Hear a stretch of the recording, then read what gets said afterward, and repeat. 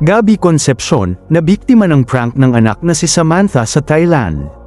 Fans aliw na aliw sa kanilang bonding.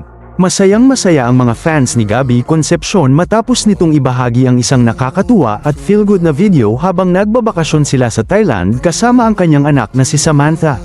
Sa naturang video, mapapanood si Samantha na tila may inihandang prank para sa kanyang ama. Bumili siya ng fried insect o pritong insekto, na kilalang kakaibang street food sa Thailand, at ibinigay ito kay Gabby upang tikman. Kitang-kita ang excitement ni Samantha habang hinihintay ang magiging reaksyon ng kanyang ama, dahil inaasahan niyang magugulat o madidiri ito sa kakaibang pagkain. Pero kabaligtaran ang nangyari. Labis na nagulat si Samantha nang makita niyang game na game si Gabby at tila nagustuhan pa nito ang fried insect.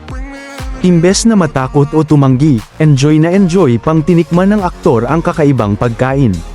Dahil dito, aliw na aliw ang mga netizens at fans ng aktor. Marami ang natuwa sa pagiging cool at adventurous ni Gabby, habang pinuri rin ng iba ang masayang samahan nilang mag-ama. Ayon sa ilang fans, nakakatuwang makita kung gaano ka-close sina Gabby at Samantha, lalo na sa kanilang mga simpleng bonding moments habang nagta-travel. Marami rin ang nagsabing hindi halatang prank victim si Gabby dahil tila sanay na ito sa pagsubok ng iba't ibang pagkain habang naglalakbay sa iba't ibang bansa. Patuloy namang inaabangan ng fans ang iba pang travel moments at bonding videos ng mag-ama dahil sa good vibes na hatid ng kanilang mga posts. I'll do something. Can you close your eyes? I want you to try it. Okay, what is it? It's a surprise. Oh. Where? Okay. Open your mouth. Ah.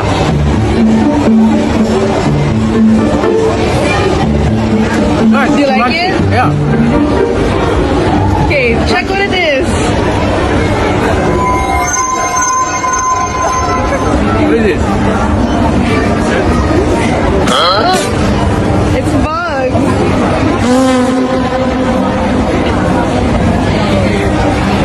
Looking at I like these things. Oh my god.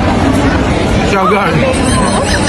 This is a grub, right? It's a grub.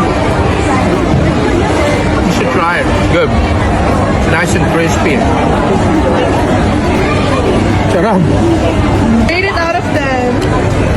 10. Just try it. It's really good. I tried it before. It's good. Dito lang in Thailand. Pero we have this in the Philippines.